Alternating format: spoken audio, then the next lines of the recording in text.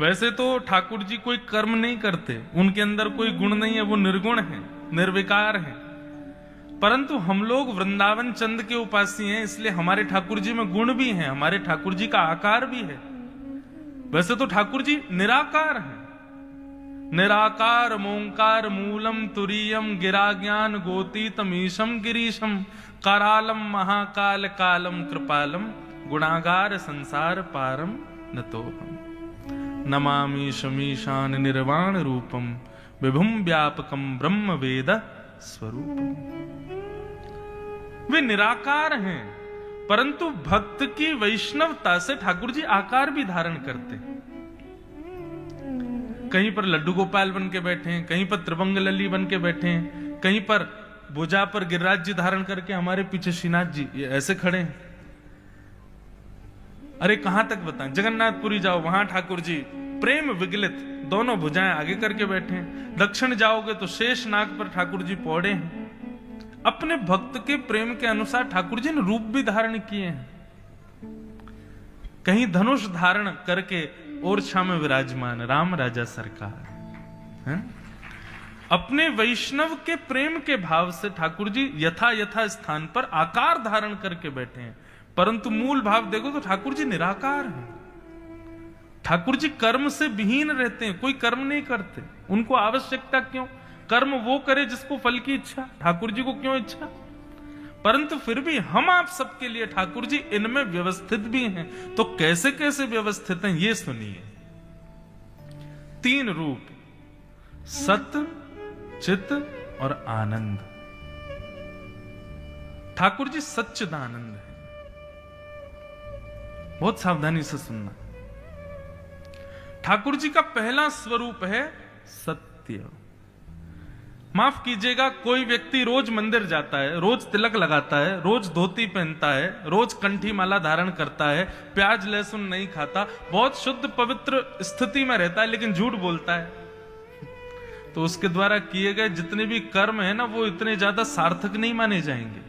लेकिन तिलक भले ही नहीं लगा पाता, मंदिर भले ही नहीं रोज जा पाता, ठाकुर जी को प्रणाम भले ही रोज नहीं कर पाता, लेकिन सत्य बोलता है, तो वो नियम करने वाले से ज्यादा श्रेष्ठ है, वो नियम करने वाले से ज्यादा योग्य है। कहने का अभिप्राय, नियम तब सार्थक होगा जब आप आंतरिक स्थिति से भी शुद्ध हो। कहने का अभिप्राय ऐसा भी समझ लो कि दवाई तब लगेगी जब परहेज करोगे। दवाई तो खा रहे हो शुगर की, लेकिन डॉक्टर ने कहा कि भाई ये शुगर की दवाई है, इसको रोज सुबह खाओ, दोपहर में खाओ, रात में खाओ। आपने कहा ठीक है। 2 महीने बाद शुगर चेक करी तो 350। डॉक्टर बोला यार तुम्हारी शुगर कम नहीं हो रही है। बोले दवाई तो मैं रोज खा रहा हूं। बोले दवाई खा रहे हो लेकिन भोजन पानी क्या करते हो? बोले वो तो हम बढ़िया कचौड़ी खाते हैं महाराज, सुबह सुबह आलू की सब्जी डाल करके कचौड़ी जलेबी खाते हैं, दोपहर में बढ़िया लस्सी पीते हैं, रात में मीठा चस दूध पी के सोते हैं। डॉक्टर कहेगा भले आदमी, हमारी दवाई काम नहीं करेगी। क्यों? क्योंकि तुम परहेज तो करते ही नहीं। तिलक लगाना, चोटी रखना, शुद्ध रहना, पवित्र रहना, मंदिर जाना, ये सब दवाइयां हैं, लेकिन परहेज क्या है? परहेज है सत्य बोलना। परहेज क्या है? प्रिय बोलना। परहेज क्या है? माता पिता गुरुजनों को प्रणाम करना। परहेज क्या है? किसी के साथ छल ना करना। परहेज क्या है? किसी का कपट ना करना। परहेज क्या है? किसी का धन ना मारना, किसी से मोह ना करना। ये परहेज नहीं करोगे तो बाकी की सब क्रियाएं धरी रह जाएंगी, कोई लाभ नहीं होगा उनका। इसलिए परहेज आवश्यक है। काम, क्रोध, लोभ, मोह, ईर्ष्या, द्वेष, अभिनिवेश, अहंता, ममता, ये सारे परहेज हैं, इनको भी करना जरूरी है। और माफ कीजिए, कोई व्यक्ति यदि परहेज करता है लेकिन दवाई लेना भूल जाए तो भी सही हो जाता है, ठीक हो जाता है। इसलिए भैया दवाई बाद की बात है, पहले परहेज करो।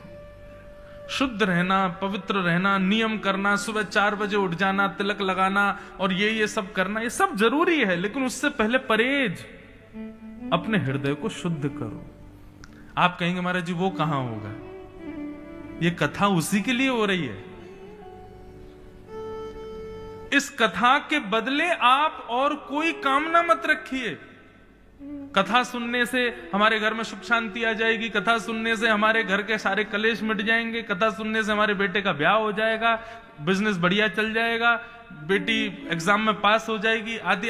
ये सब आपके कर्म पर निर्भर करता है। कथा सुनने से आपका चित्त शुद्ध हो जाएगा। यही एक उद्देश्य है कथा का, बस।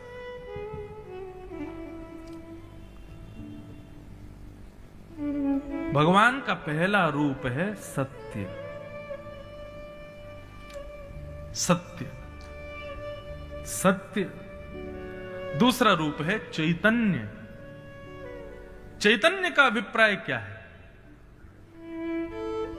ठाकुर जी जड़ नहीं है बंधु। अब हमारे महाराज जी के गोपाल जी को देखो, इन्होंने बढ़िया स्वेटर वेटर सब पहन रखे हैं।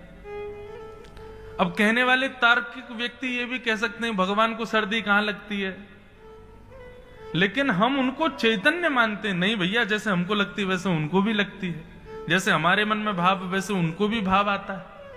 ये चैतन्यता ही भक्ति को जन्म देती है।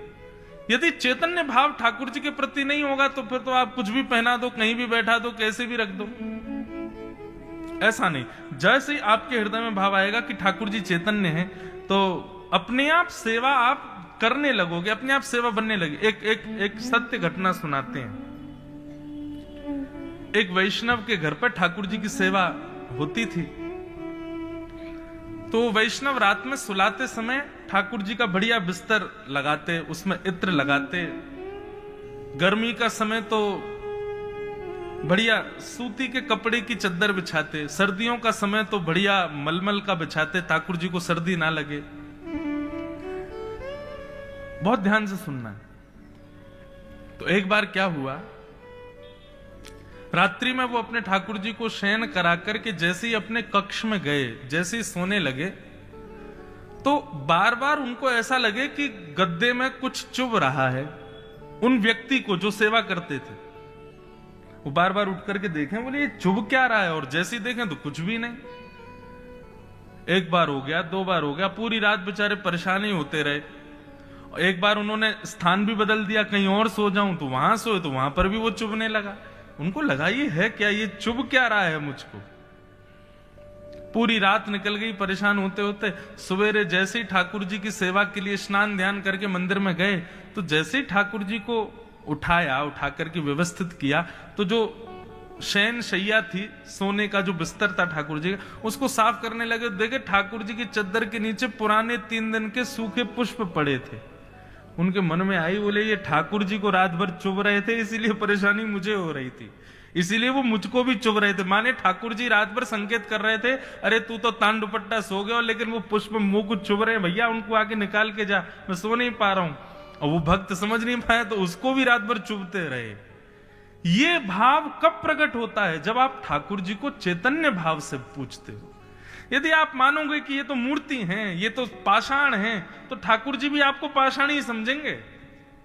फिर आपके जीवन में कष्ट आए, दुख आए, दारिद्र आए, तो ठाकुर जी कहेंगे भैया जब हम पे कष्ट दुख दारिद्र सो लगे, तो तेरे मन में बिल्कुल भी भावना नहीं आती कि ये चैतन्य, तो हम क्यों चैतन्य भाव रखे तुम्हारे प्रति। ठाकुर जी को चैतन्य समझो, वे चैतन्य है। तो भगवान का पहला स्वरूप है सत्य, दूसरा है चैतन्य, और तीसरा आनंद। जब आप ठाकुर जी को सत्य और चैतन्य भाव से भजने लगोगे, तो अपने आप आपकी भक्ति में सुख नहीं मिलेगा, आनंद मिलेगा। सुख में और आनंद में अंतर होता है बंधु।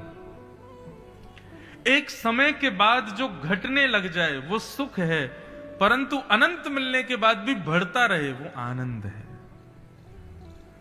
कथा सुनना, वृंदावन जाना, राम राजा सरकार के दर्शन करना, गंगा जी में स्नान करना, यमुना जी का दर्शन करना, संतों की कथा सुनना, ये सब सुख नहीं देते हैं। कभी मत कहना कथा सुनने से बड़ा सुख मिलता, ना, कथा सुनने से आनंद मिलता है।